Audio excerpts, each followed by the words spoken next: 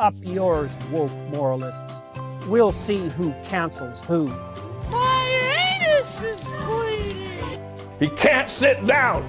They call them dumps, big massive dumps. Got a flame coming out of his butthole. Beta bear. Get in a long tube with a bunch of demons. Don't you ever do that. Don't you ever do that. I tell you don't do it. Oops. We're under attack. It is an alien force, not of this world. It's not human intelligence. Bullshit. Trust me, I'm like a smart person. Bullshit. It's not a salami sandwich. Disappointed! Repeat the line. Disappointed! How you like that, boy? No. Give me a break. Stop it. Fired. Fired! Bitch, move it along. Now witness the firepower of this fully armed and operational battle station. I want to go to space.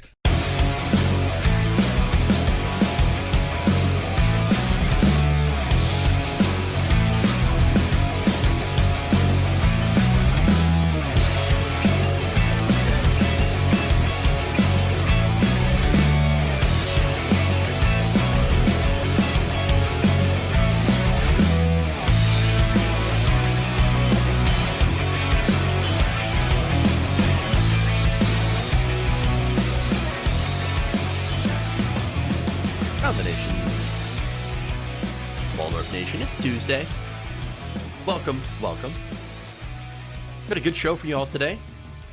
Thank you for tuning in. We're gonna have some fun. Now, of course, there will be fun, and then including the Boebert role, which I think is really, really interesting. Also horrible that we've gotten to this point, but yeah, I don't want to give everything away. But first, of course, we have voter fraud. Oh no, we've got a video of an arrest for voter fraud. Uh-oh. So we've got that. We're going to talk about yay or ye. Is it ye or yay? I can never get it right. I'm thinking yay because Kanye, and he just cut the con off. I don't know what's going. Whatever. We have a debate highlight from JD Vance versus Tim Ryan. That's fun. And then, of course, we have we basically got transphobes, Michigan trying to lock up parents for actually being decent. I know. So, great. All right. With that said, we're going to get to these stories. First, please like and share the stream. Very important that you do that. Again, helps greatly. But then he goes by Yeezy, so yeah, it's confusing. Again, I don't get it. Did he also try to go by Yeezus? It hurts my brain sometimes. I don't know. All right, anyway. Why don't we dive in? Let's start out with what's going on in Florida.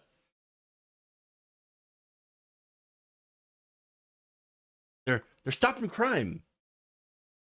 Or are they?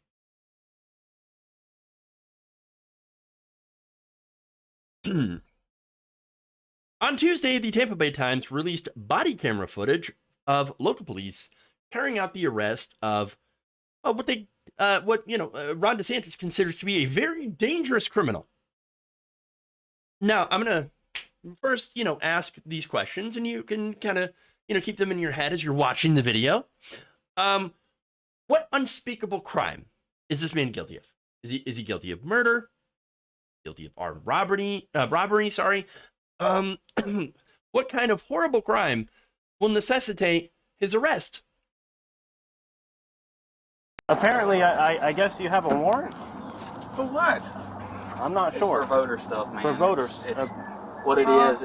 I think the agents with FDLE talked to you last week about some voter fraud, voter stuff, when you weren't supposed to be voting, maybe. I didn't. So, What are they talking That's man? what we're not the case agents, but what you got to do, they have reduced your bond quite a bit. It's 2 felony charges for voter fraud, but they've reduced it to $500 bonds. So it's $1,000 total. Oh my God, man! What? Yes, sir. So unfortunately, right now we're gonna have to take you to jail. Wow, man! Why are they doing this to me? That's what you're getting. I didn't do nothing to nobody, man. Voter fraud. What is voter fraud? Voting when you're not supposed to, sir, is what our understanding of the plan is. Because of your sex offender status, you're not supposed to be voting. Nobody. What they got? I don't know this. Voter fraud. Let's walk over to my car, Why is okay? y'all doing this now and this happened years ago? I don't know. I have no idea, man. What is wrong with this state, man? What are you talking about? Voter fraud. Wow. Hey, way to get him, Ron. Way to get him. The streets are definitely safer now that a black man can't vote. Come on, man. Really? Give me a break. Now, let's get in more details. Now, the Tampa Bay Times writes this. The crackdown that you just saw was part of DeSantis' initiative to, quote-unquote, guarantee election integrity. Funny. So, basically what that is they've made up a bunch of conspiracy theories about voter fraud, right? And so then they passed laws to prevent people who had served their time, by the way, as this man had, who, yes, had committed a crime in his past. And they basically made it so that you could never vote. And then, by the way, as we'll get further into the story, they even didn't inform the people that they could no longer vote, thus entrapping them if they decide to ever try to vote again.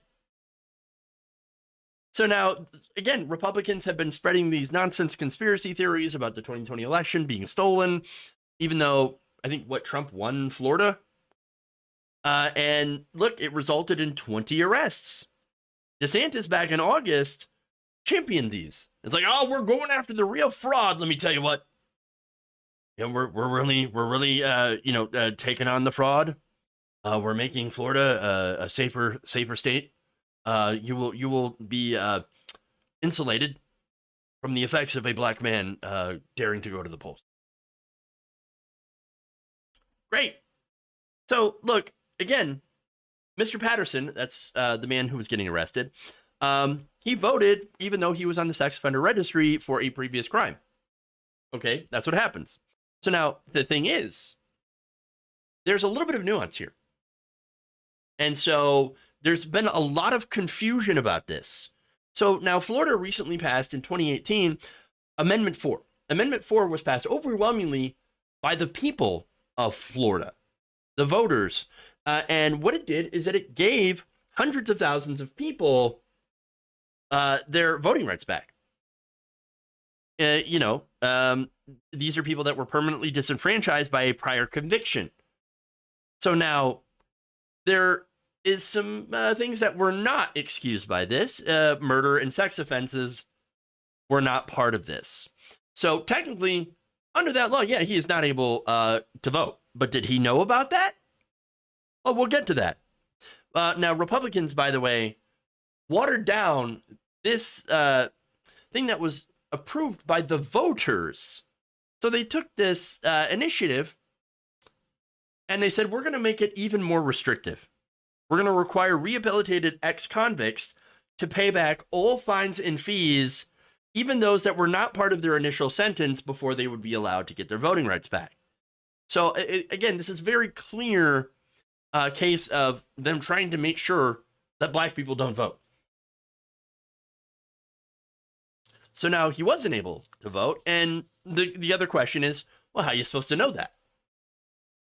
I mean, sure, maybe they could tell you why you try to register, hey, you're ineligible. But it turns out, no, there were multiple failures here. According to the Poynter Institute, the state of Florida has no easy way to felons to discern whether or not they still owe money, sometimes from cases decades ago. And the voter registration form doesn't say that those with murder or felony sex convictions are ineligible to automatically regain their voting rights. So then basically, how are people supposed to know the rules if nobody writes what the rules are? Or at least makes them accessible easily for people. In fact, Nick Warren, an attorney at the American Civil Liberties Union of Florida, said this, quote, "The state is not adequately informing people of what the rules are. It's not right to set up this impossible to follow system and then trap people on the back end and threaten them with criminal charges," which is exactly what just happened here. But again, this is not, understand this is not an accident. Okay, this entire thing is by design. They have set up, in a lot of red states, a carceral state. And so what they do is that they start arresting people. You know, they pass ridiculous laws, they arrest people for them, and then tie their voting rights to whether or not they had been arrested in the first place. So if you do something like that, now remember, white people don't go to jail as much as black people do for the same crimes. White people are often let off without prison sentences, without jail sentences. Whereas black people are more disproportionately sentenced to harsher sentences that include prison time. I think that's very important to note. And by the way, I have a good example of that because I also have 4 more people that have been accused and charged of voter fraud in the same state. We'll get to that. Okay. But like I said, not an accident. And look, a lot of these 20 people that were arrested, they've got the same story. For example, Leo Grant Jr. is a 55-year-old Palm Beach County resident who talked to the Miami Herald Tampa Bay Times and said, quote, "I don't really understand. How did I commit fraud? I don't understand any of this stuff." Now, Governor Ron DeSantis, of course, is blaming someone else, local county officials, saying, oh, it's their fault, arguing that it's their responsibility to ensure the voting rolls are accurate. But according to Florida's own laws, that's not true. There's a lot of state responsibility as well. It is a statewide system. State law spells out that the state's job is to verify voter eligibility for all Floridians, including felons, and that's under Florida Statute 98075, and it says, "The Florida Department of State shall protect the integrity of the electoral process by ensuring the maintenance of accurate and current voter registration records. The law says that the state shall examine state and federal law enforcement and court records to identify registered voters who have been convicted of a felony and whose voting rights have not been restored." So there's that. When the state finds credible information about an ineligible voter, it would forward that, or it's supposed to the county election supervisor. Then it goes from the state's hands to the county officials who are supposed to remove said voter. County officials must then notify the voter and allow them to submit documentation to prove their eligibility. If they don't have it, obviously the eligibility is revoked. In the recent arrest of people with felony records, the state often didn't notify county election supervisors for 1 to 2 years after the individuals had registered to vote. And in a lot of cases, they were told, oh, no, you're fine. You can go ahead and register. No, not a problem. For example, in Palm Beach County, the 3 people that were arrested had registered to vote from February of 2019 to April 2020, yet the state finally got around to notifying the county of their ineligibility in early 2022. Somebody's definitely dropping the ball here. Okay, and it's the state of Florida. It is the DeSantis regime. So there's that. And again, a lot of these people, yes, they had committed prior crimes. And does that mean that they deserve to have their entire, especially if they're rehabilitated? Because isn't that the whole point? It's supposed to be the whole point of having a carceral system. Go in, you basically serve your time, for the crime that you've committed, and then get rehabilitated, go back out, become a productive citizen. You should be able to get your right to vote back, right? No, apparently not. At least not in Florida. And not a lot of these red states, because guess what? This impacts mostly black and brown people. But anyway, so you want to talk about this, right? Not, registering to vote and going to vote, even though you hadn't been told, or you had been told that you were more than able to register to vote and that it should be fine. And it turns out that's not the case. That's not voter fraud. No, you want to know what voter fraud is? Voter fraud is knowingly casting a single or multiple fraudulent ballots. That's what that is. And I've got a good example of that. Or people from the retirement community, the Villages. They were arrested for voter fraud. Villages, quite well known as the very pro-Trump retirement community. So now the 4 people who happened to have been arrested were Joan Halstead, Charles Barnes, and Jay Ketchik, as well as John Ryder. Now, look, I'm going to ask you to guess. What do you think their party affiliation was? Just a real second, just a quick second here, and you can, say what political party you think that they belong to. Give you a minute here. 3 of them were registered Republicans. Because of course. Of course they were. Now, the last one, John Ryder, is unaffiliated with any party, and by the way, has pleaded not guilty. Interesting. Now, this is according to state records for 2020. Now, here's the thing. We don't know what's going to happen to Mr. Patterson. However, her and 3 others are facing a maximum of 5 years in prison if a jury had convicted them of the 3rd-degree felony. Instead, they have been given community service and some civics classes. Now, I don't know if Mr. Patterson's going to get treated the same.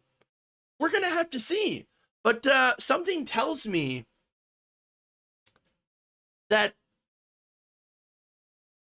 not going to happen. It's going to be rather unlikely for Mr. Patterson to get the same level of, slap on the wrist from the court as these 4 very white people have. 3 Republicans.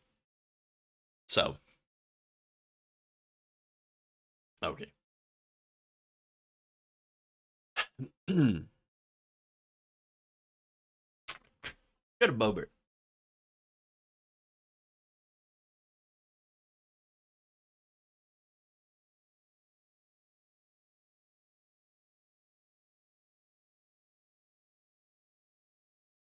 It appears that Representative Lauren Boebert has inspired a new House rule, at least in her committee. According to Insider, House Rules Committee Chairman Jim McGovern has created a rule, especially in honor for her, in order to attempt to discourage Republicans from being insane. I kid you not, insane. In fact, this comes from journalist Robert Draper's book, Weapons of Mass Delusion, When the Republican Party Lost Its Mind. McGovern explained to Republicans that his new rule for committees says that if you are, quote unquote, batshit crazy, you're not getting an amendment. So now they explain, the book does, this is what happened when one of Boebert's flurry of nonsensical amendments turned out to be one of them. So she puts out a bunch of amendments, apparently, and one of them happens to make a tiny little bit of sense. I mean, talk about, monkeys in a room with a typewriter, right? Well, doesn't matter. Jim McGovern said, no, I'm going to block it anyway. We're going to block it from going from the House floor. And so when he did that, obviously, well, that's concerning. You don't want to see something like that happen. In a normal functional democracy, that's not how we do things. We're a republic, whatever. So now a Republican's like, why did you just block that amendment? That seemed reasonable. And again, I don't have any information about what amendment was blocked here. But it's fair to ask why. Hey, Jim, let's go. What the hell? Why did you just block that? Well, he said this, and I think this is an interesting answer. Quote, I'm sorry, we're not doing this. We're not doing this. I'm not going down that road. I'm not going to be part of any effort to legitimize people who are fucking lunatics, he told a Republican committee member. Oh, goddamn. We're getting spicy here today. Very, very spicy. I apologize for nothing. I concede nothing. But wait, here's the thing. Doesn't this seem unreasonable? Well, I mean, it is. I mean, we've got a sitting congressman blocking bills from certain members. Yes, that's crazy. Crazy. But at the same time, I kind of think he's got a point. And look, the most interesting thing about this is that McGovern, look, we know McGovern is not a progressive. Let's put it that way. I don't think he's somebody who has really grasped how dangerous the current Republican Party is to our system of government. They've openly embraced fascism. In fact, Draper says that McGovern had previously believed that there was room to hear out arguments from Republicans. You know, more of like the Joe Biden kind of person. Like, oh, you know, they're good Republicans, but it's the MAGA Republicans that are not so good. You know, and we got to break the fever's going to break. The famous Obama words, right? When they were doing unprecedented obstruction to Barack Obama's agenda. Okay, well, the fever did not break. In fact, it got even worse. They went even more insane. And so the breaking point for Mr. McGovern is the fact that January 6th had happened. In fact, insider reports that McGovern was among the vast majority of Democrats who initially believed that what House members had been through on January 6th would bring them together, just as members came together after the terrorist attacks on September 11th, 2001. Well, that's the difference, though, right? This was their crazies, Republicans' crazies. And what did Republicans do? Well, they defended their crazies. You know, yes, they're sure at first there were some Republicans that spoke out against it. And then afterwards, what did they do? Well, they fell in line. They fell in line because what the Republican Party is right now is, well, they're filled with betas. Beta male. That's what they do. And they follow daddy. And in this case, daddy is Trump. So now, as we saw, they didn't come together. Republicans went further into the collective madness and insanity and fascism, and they decided to bring all the cowards in their party, the majority of the party, to heel. One Republican member told McGovern that, quote, because of the riot, he would vote to uphold election results, but then changed his mind by the time the vote had occurred. Explained to McGovern, quote, I won't come back otherwise to Congress. Oh, you know, we got a real profile in courage there. Beta male. But understand that is the average Republican congressman now. There's like a handful of congressional Republicans that, yes, have been willing to publicly disavow fascism that has taken over the party. And a lot of them aren't there. They're just not there anymore. They're gone. And here's the thing. Voters, Republican voters, they want the fascism. It's bizarre. But again, we've heard a lot of Republican people, you know, voters talk about how they want Donald Trump to be a dictator. Literally. Yes, they want, and look, they say, oh, authoritarianism, no, we hate that. Except when it's our guy, then we love authoritarianism. It's scary. It's incredibly scary. And look, I would just add that we can go into how, you know, neoliberal economics, which is essentially free markets and deregulation, etc., corporate rule has put a lot of people in, you know, terrible financial ground, while rich people have gotten richer. A lot of people in this country, they've got no health care. They're massively shredded safety nets. Government officials are corrupt because of power of lobbying, lobbyists, and money in politics. Now, all of that these conditions actually make the ground very fertile for fascism.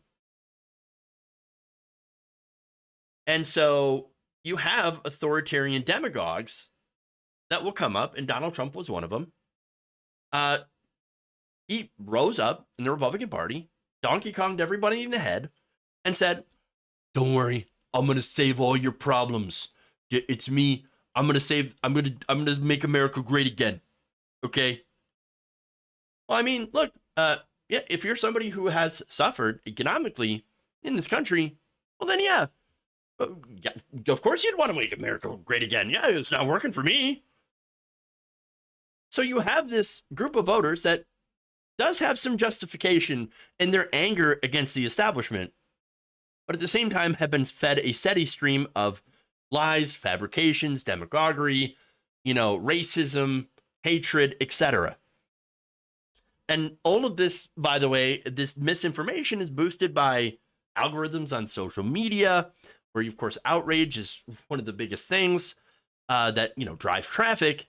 And so you have people, you have grifters, you have liars that will, come up with the most outrageous things that they can say, the biggest falsehoods that will stir people up. Oh, they're eating babies, they're drinking their blood, they're cracking their heads open and just slurping it right out with a straw. I can't believe they're doing that to the babies. The Democrats are. I've got video. Of course, they don't have any of that. No evidence for that, but it doesn't matter. People's brains get turned off by this stuff when they're inundated by a whole bunch of nonsense. And so when people are stirred up, when they're fired up, well, when they're angry, it shuts down the brain. They can't think critically anymore. And they're inundated with conspiracy theories like QAnon and the cat litter boxes in schools, which, again, there's no basis for reality that the furries are in the schools and that the schools are putting out cat litter boxes for them. The real story about the cat litter being in school is actually far more disturbing than what the right wing is saying. And the reason that they're keeping some schools have kept litter is because of mass shootings, so that the children might have a place to relieve themselves while they're in lockdown, while a mass shooter murders their classmates. And then afterwards to clean up the blood. That's the real truth about the cat litters in schools, okay? But you see what the right wing has turned that into. Something about the first, when in reality, no, it's a story about how maybe we need to do something about gun control. We need to do something about people that are able to get these high-powered weapons and murder our children. But you see the pervasiveness and how all of this is just absolutely disgusting. And how it warps people's brains. So that said, right? These are the right-wing voters. And these are the people who put these Republicans in office, and these Republicans are incredibly scared of offending them. When you think about it, the average Republican voter that believes in this stuff, they're the real snowflakes. But let's circle back down to McGovern, right? So let me just say that I don't like that this has to happen, right? In a normal world, do I want chair people to shut down amendments from those because they don't like them or their views? No. No. And again, in a normal world, of course not. Because look, I can imagine that happening to someone like AOC or Rashida Tlaib or, a progressive in office, any progressive lawmaker. I think about that happening and I absolutely hate it, right? I hate the idea. But when it comes to people who, I don't know, voted to not certify the election and try to break our system of government, that's a good line. That's a good line, and maybe a good reason to come up with the Boebert rule. And so at the end of the day, I think McGovern is doing, something in his own committee, at least, to try to rein in some of the crazier ideas, and that it's to separate them, ostracize them. And it's not because they're anti-establishment. And let's be very clear that Lauren Boebert doesn't represent the people. She's not some warrior for average Americans. No, she's not a populist. She's an extremist, and she's a scam artist. Remember, she has violated the Stock Act. She's made insane mileage reimbursements that could have been used to pay off a tax lien on her now defunct restaurant. She's been accused of not paying her employees very well, and as well as not paying unemployment. In fact, 5 former Shooters employees had told Mother Jones magazine that Boebert didn't even pay them on time. Several said that they were paid in cash without taxes deducted, the unemployment taxes. So that's who Lauren Boebert is. And that's just a snippet of all the horrible things that she's said, done, and again, just a sampling. At the end of the day, she is a scammer, a fashy enabler, and doesn't belong anywhere near power.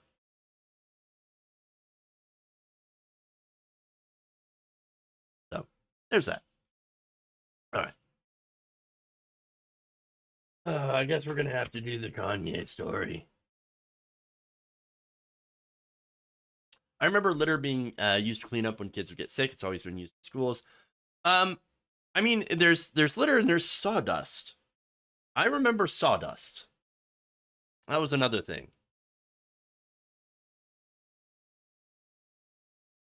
Well, she's an alpha female and she carries a gun.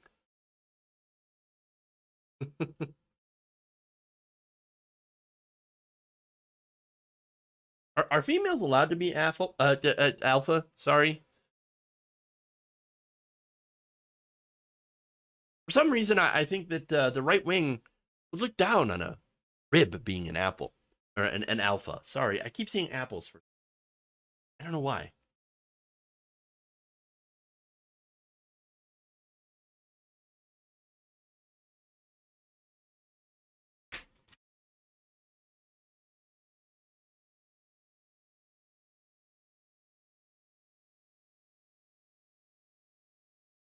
Oh, I'm pushing buttons here.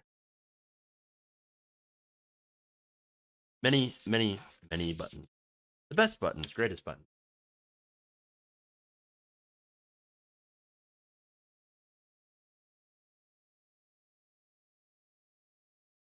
Kanye West, known as Ye, is now doubling down on his right-wing turn by working out a deal to pick up the right-wing social media company Parler. Or is it Parler? Yay and Parlay. Maybe they're onto something. Now, this move comes after he was banned on other social media for what's clearly anti-Semitic comments, including saying that he was planning on going DEFCON 3 against the Jews. DEFCON. Not DEFCON, but DEFCON. Oh, great. Now, that proposed deal is just an agreement in principle between West and Parler's parent company, Parliament Technologies. The parties intend to enter into a definitive purchase agreement and expect to close during the fourth quarter of 2022.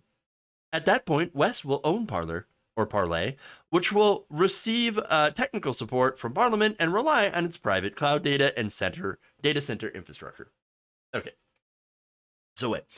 In a world, he says, in a release, in a world where conservative opinions are considered to be controversial, we have to make sure we have the right to freely express ourselves. Okay, but here's the thing. There's controversial statements, and then there's fucked up.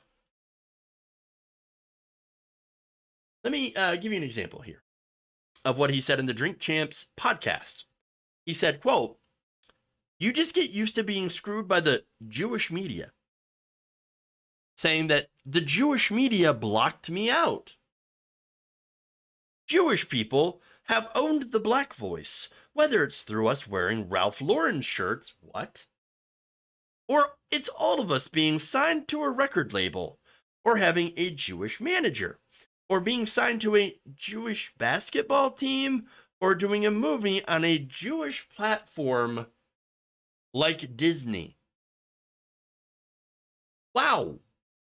He also says that the Jewish Zionists, they're responsible for news stories revealing that his ex-wife Kim Kardashian and then her then boyfriend Pete Davidson were apparently doing something in front of a fireplace. Okay, weird. Quote, it's Jewish Zionists that's about that life. That's telling this Christian woman that has 4 black children to put that out as a message. What? Okay, all right. Look, I just want to ask him, Yay, are the Zionists in the room with you right now? You see them. What are they saying? Jokes aside, there is a pretty well-documented history of what happens when you popularize this kind of weird-ass, anti-Semitic rhetoric, okay? You get terrorists attacking synagogues, you get people attacking Jewish people on the street because, somehow they believe that this average person is part of a cabal led by George Soros. Something. It's the oldest conspiracy theory in the book, honestly, which is the Jewish puppet master. And it's super gross to see people with such a large following spout this kind of, hateful garbage. Speaking of hateful garbage, talk about Candace Owens. Recently, Candace Owens and Ye were, involved in a little bit of a fashion show where he had a White Lives Matter shirt. Now, look, I don't generally care. I didn't pay attention to that story because that's just Ye being Ye. And just be like, dude wants attention really, really bad. I don't care about his dumb shirt. Okay, sure. But at work, people are talking about him. As far as, White Lives Matter, again, it's used basically by white supremacists to try to take away from the goal of ensuring that unarmed black Americans stop being shot and killed at police, by police at huge disproportionate rates for no reason. Okay, sure. Look, if that were happening to any other group, by the way, I would hope that people would also step in and say their lives matter too. I mean, you would hope so, right? That said, Ye, look, I think he's buying Parler because of his relationship with Candace Owens. Or I should say business partnership, Candace Owens. Now, Candace Owens is involved because she's married to Parler CEO George Farmer since 2019. And so, again, it was also with Owens that Ye did his White Lives Matter thing. And so, yeah, there's something going on there. Maybe she's convinced him that the right-wing grift is fantastic. I don't know. But here's the thing. What we do know is Kanye is a little bit mentally unbalanced. And I'm not saying that in a mean way or in any sort of ableist way or going after, people with mental illness in any capacity. No, I know people that have bipolar, and he has a documented history of bipolar disorder. Now, that said, that does not make you, having bipolar does not make you anti-Semitic or hateful in any way, shape, or form. And I want to be very clear about that, right? We've got to be very careful not to stigmatize mental illness. But I do think it's possible that these right-wing grifters are taking advantage of Mr. Ye. It is very possible. Maybe, maybe not. I don't know, but I do think anything is possible, though I am certainly not a mental health expert. Could just be that Ye is just a terrible person overall, and he's very, very triggered by, for getting kicked off of social media for saying dumb things. I don't know. Again, it gets kind of complicated when you try to involve mental illness. So, but again, Candace Owens seems like her and her husband's going to make out pretty well here as Parler is struggling. Now, why are they struggling? Well, they're running into the same problem that all these right-wing free speech sites, run into. Since they have no or very little moderation tools, they're not really attractive to normal people. Normal people are not going to go on these sites where there's absolutely, no moderation in what people can say.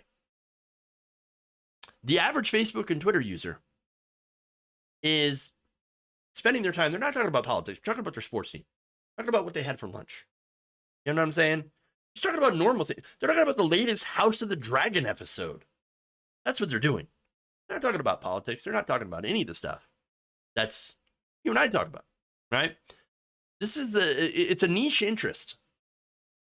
So then the question is, why would a lot of people join a social media site created specifically to cater to conservative politics? Well, the answer is they wouldn't. And I'm going to guess, by the way, that most of the people that are attracted to going to Parlor did something to get kicked off of other social media sites, or else they wouldn't be on Parlor, because it turns out that it's kind of empty there. You got no libs to own on Parlor. Nobody's going to join that. No like liberal is or progressive is going to go and join these right-wing sites unless they go to clown on them. They're not going to be there to engage in conversations. No, they have no interest in anything the chuds have to say.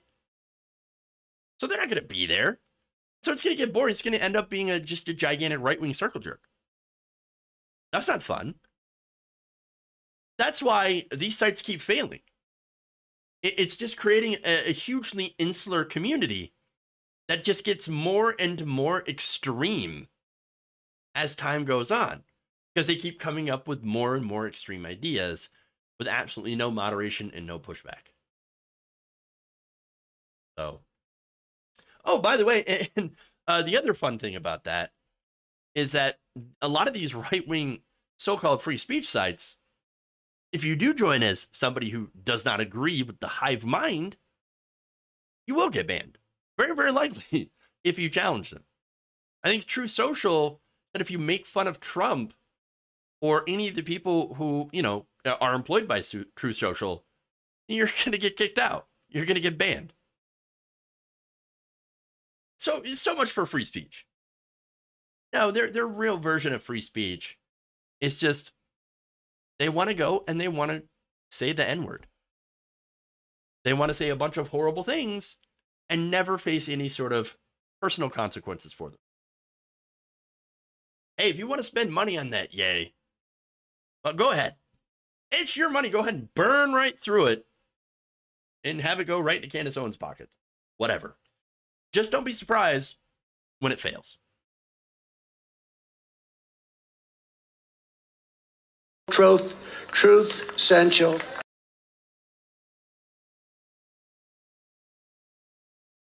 Let me just say also one last thing. Celebrities are idiots. Not all of them, but I tell you what, there's quite a few of them that are. Okay.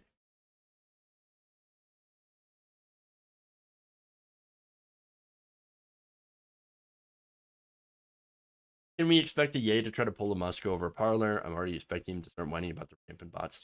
I don't know, David. I don't know. That's a good question, though. Very interesting.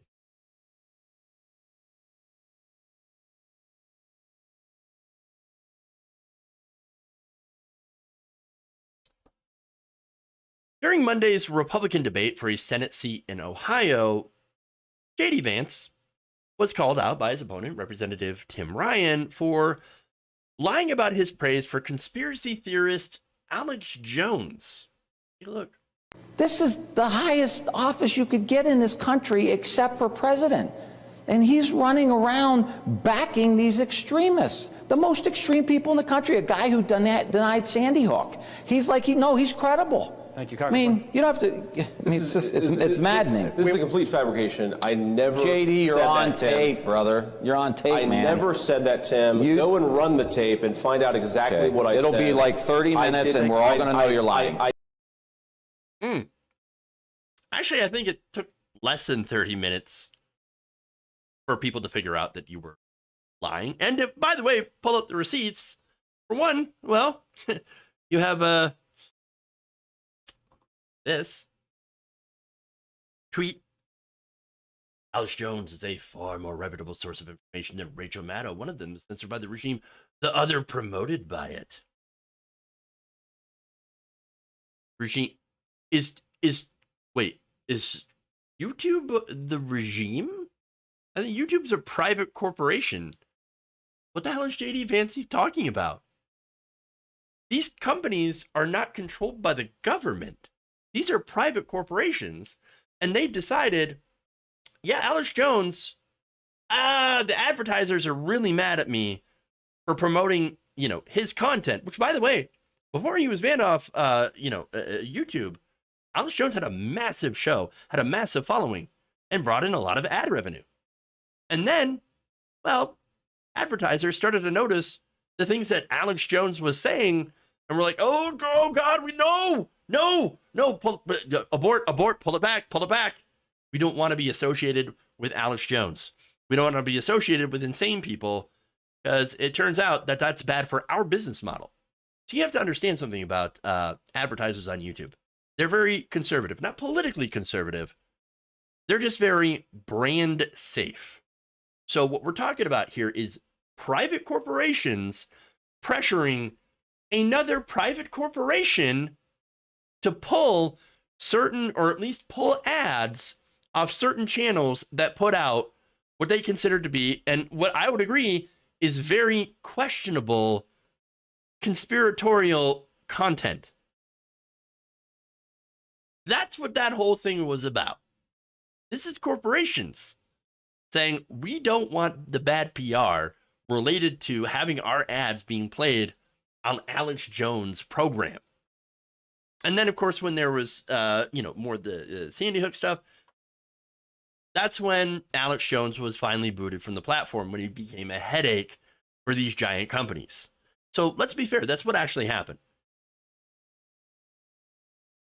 That said, JD Vance, going back to the tweet, says that the guy who rants about aliens... It is an alien force, not of this world. It's the devil, okay? Okay, and Satan and the goblins, and talking about, people like how he's going to eat his neighbor. I will eat your ass. All right, and that person is somehow more credible than someone who, in my opinion, spent a little too much time talking about Russia, but has otherwise done some decent reporting. For example, years ago, there was a GOP power grab in Michigan. Not a lot of people were talking about it at the time, and she covered it. And again, she's more establishment, but she's not insane either. This is the low bar we have today. But, all right, that said, he said that there was a tape, right? Go ahead and play the tape. Go ahead and play the tape. Talk about, how I got in hot water with with saying that Alex Jones was a more credible source of information than Rachel Maddow. But like, one of the things that I saw in the reaction to that tweet was people are terrified of unconventional people, of people who don't think the thoughts that they're supposed to think. And that, to me, is like the opposite of what you would want in an elite. You would want an elite that's willing to think outside the box, that's willing to say, well, maybe this is like a crazy idea, but maybe it's true. Oh, maybe it's true. Look, he's just an out-of-the-box thinker, okay? Guy thinks that the government is manufacturing weather machines and using it to control hurricanes and aim them at your house. What? Are we talking about the same government here? The super inefficient bureaucracy that can't seem to get anything right. If you ask any conservative, by the way, also if you ask a lot of progressives, they also can't seem to get things right. But that's maybe because of corruption. But somehow that same government is controlling the weather. Sure. Okay. Great. Yeah. Okay. Mm-hmm. But yeah, no, maybe crazy. Maybe it sounds like a crazy idea. The little green little goblins out there that are vampires, right? Little potbelly vampire goblins that are eating your children's faces. I know it sounds crazy, but maybe it's true. Maybe the frogs. Oh my God. Maybe the frogs are gay. I don't like them putting chemicals in the water that turn the friggin' frogs gay. Whoa. I mean, come on, dude. Really? Really? Okay, JD Vance, what weirdo conspiracy that Alex Jones has put forward do you think is true? Gay frogs, Pizzagate? Is it the Lady Gaga being a pawn of a literal pawn of Satan? I mean, come on. It's the devil, okay? No, look. Here's the thing. JD Vance is not an idiot. As much as he likes to say idiotic things. And by the way, a lot of Republican congressmen are not idiots. No, they know that people like Jones are crazy. Or at least are saying insane things to grift. So, look, the thing is that they are trying to get that audience. They lie in order to get the audience. Oh, yeah, no, I believe in a crazy thing too. If you vote for me, that is. That's why we see, JD Vance was kissing Donald Trump's ass during the primary. And, going and agreeing with all, these conspiracy theories and stuff, saying those things about Alex Jones. But then when the general comes and he's going out, against Tim Ryan, what does he do? He runs to the so-called center, right? Now, that center, unfortunately, has become objective reality. And he can't even meet that bar. So, look, he's in general election mode. And when you're in general election mode, you're like, oh, no, Alex Jones. Oh, no, the guy, I never said that about him. No, never said it at all. No, what are you talking? I don't know what you're talking about. You can't even meet the baseline of living in objective reality. And that's just a super low bar. And again, we know JD Vance is smarter than that. But I guess, when you're a goddamn liar, you can't say things that are smart. But maybe it is kind of smart to know his audience. Because he does know who he's talking about, who he's talking to, and he knows that they eat up these conspiracy theories, and that he was able to ride this wave by pandering to them, and maybe he hopes enough of those people are going to turn out to help him, get into the Senate. We don't know. We don't know. I guess we're going to have to see how it all turns out. Okay.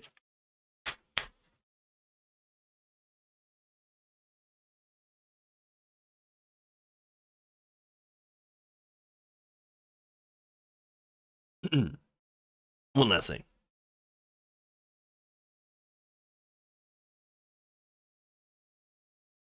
The anti-transgender pushback from conservatives has hit a new low. Republicans in Michigan are now trying to lock away the parents of transgender kids for simply facilitating gender-affirming care. So now, I'll give you the details of what that is. But first, HB 6454 would amend the penal code to state that child abuse includes when someone knowingly or intentionally consents to, obtains, or assists with a gender transition procedure for a child. So now hold on here. What do they mean? What is this defined as? What's a gender affirming procedure for a minor? We know that anyone that is 18 or younger is not allowed to get surgical procedures or anything that is not reversible. And it's not recommended by any of the groups that are in favor of gender affirming care. So what are they talking about? Well, there's a couple of different kinds of gender affirming care. One is the social transition stuff. Simply changing the name. Simply using the pronouns. Or allowing them to dress the way that they would like to dress. To show their outward appearance that matches their preferred gender. Okay. So remember, none of this is about surgery. You can't have that until you're 18. Okay? Or older. Now, there is one thing that they point out in the bill, and that's hormones and puberty blockers, right? So that's part of the definition of gender transition procedures, except that those are both reversible. So stop taking them, stop being effective. That's it. Puberty blockers are reversible medications that have been around for a very long time that delay the onset of puberty so that trans youth can have more time to explore their identities before the permanent effects of puberty occur and they have been shown to decrease lifelong suicide risk for trans people who choose to use them, and not everybody chooses to use them. Understand that any of this care pre-18 is completely reversible. So if somehow, and there's a reason for that, if somehow this person turns out to be the rare group of people who choose not to transition or to detransition, they're able to do so, and that's totally fine.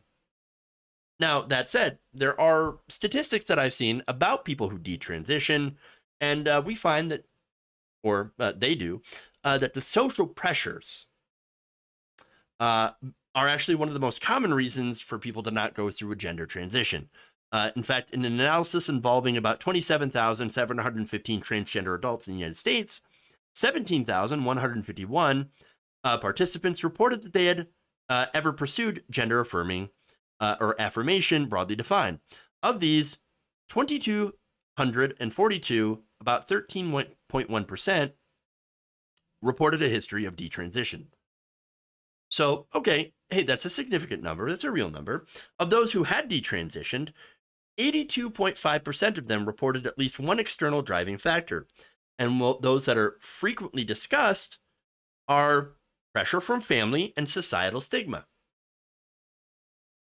Not only that, but history of detransition is associated with male sex assigned at birth, non-binary gender identity, bisexual sexual orientation, and having a family unsupportive of one's gender identity. A total of 15%, or 15.9% of respondents reported at least one internal driving factor, including fluctuations in or uncertainty regarding gender identity. So yes, does detrans happen? Yeah, of course. It is something that happens. It is rare, but it happens. And so you can see, though, most likely it's because of how much our society hates trans people or just being themselves. And again, a lot of the hate is because of the terrible things that people say about trans people, other predators. And yes, I do mean terrible people as well, like Matt Walsh, who constantly calls trans people groomers. They say, oh, they're sick. They're predators. They're after your kids. They're gonna trans your kids. It's the same kind of rhetoric, by the way, that they used for a long time against gay people.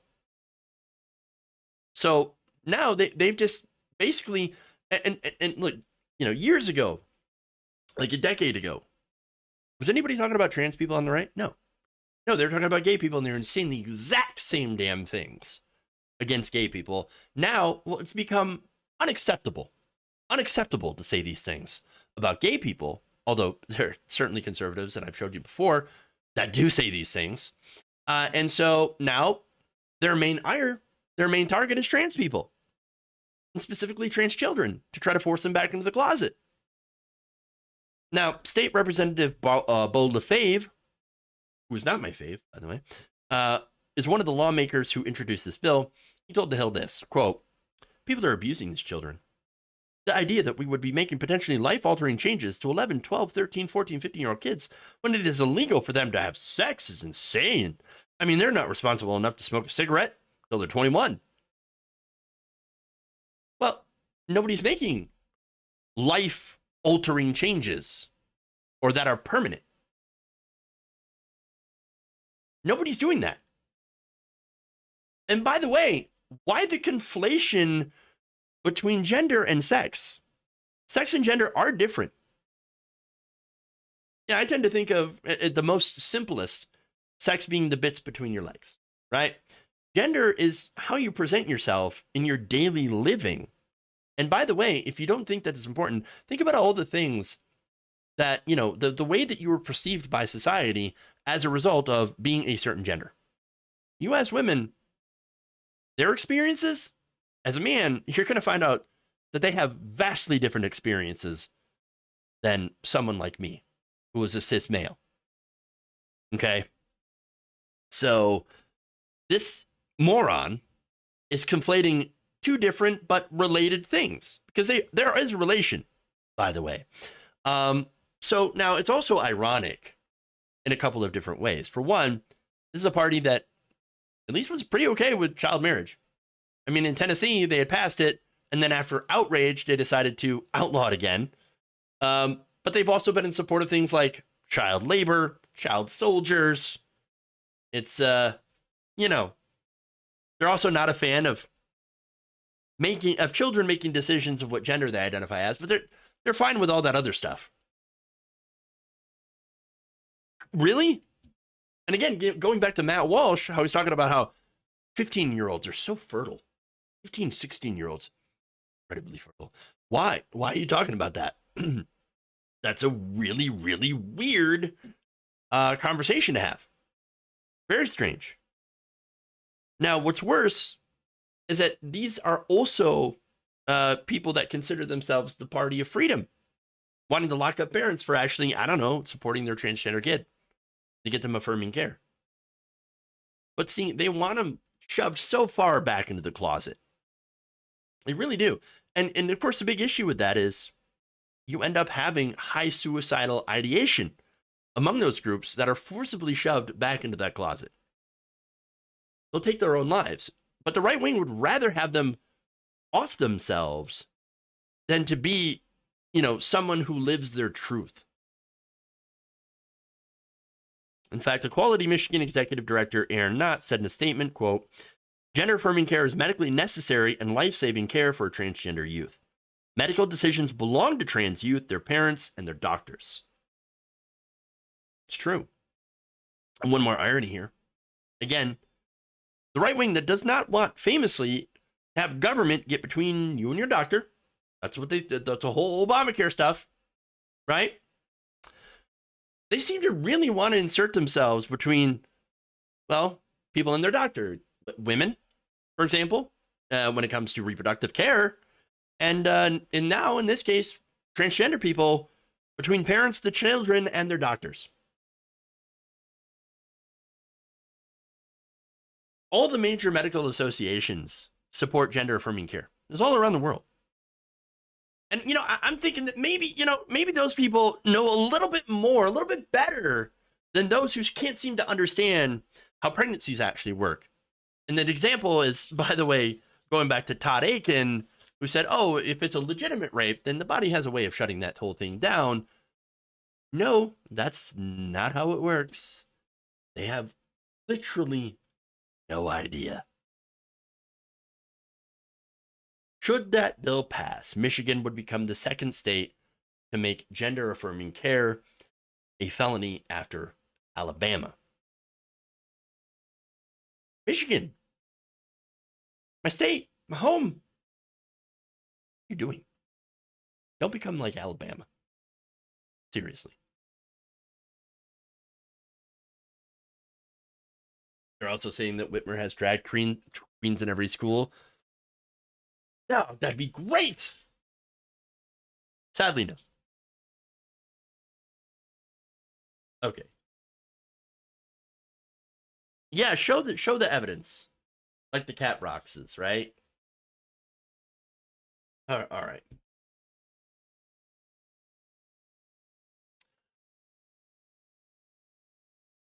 So, with that, I just want to thank Jonathan Leiter for the super chat. Very, very, very kind of you to send that over. Really, really appreciate that.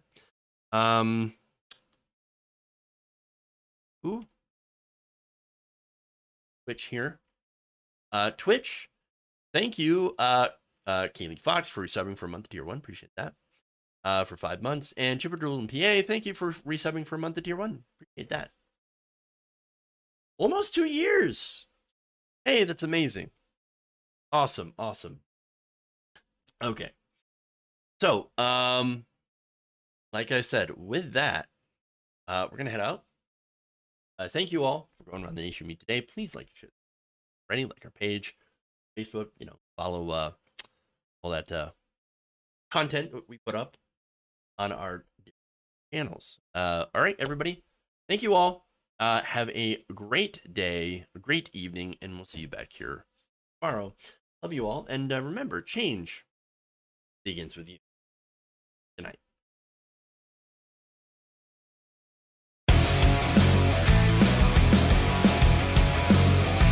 There's some whores in this house. Oh, I'm sorry.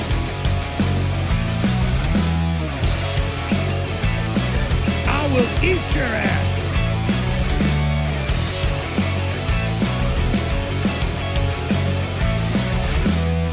Technical. Chow wow. Wet ass keyword. Oh, I'm in trouble.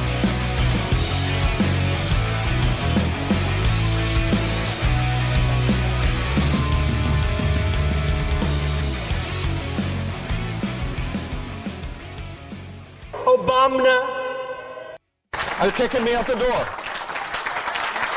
They're kicking me out the door.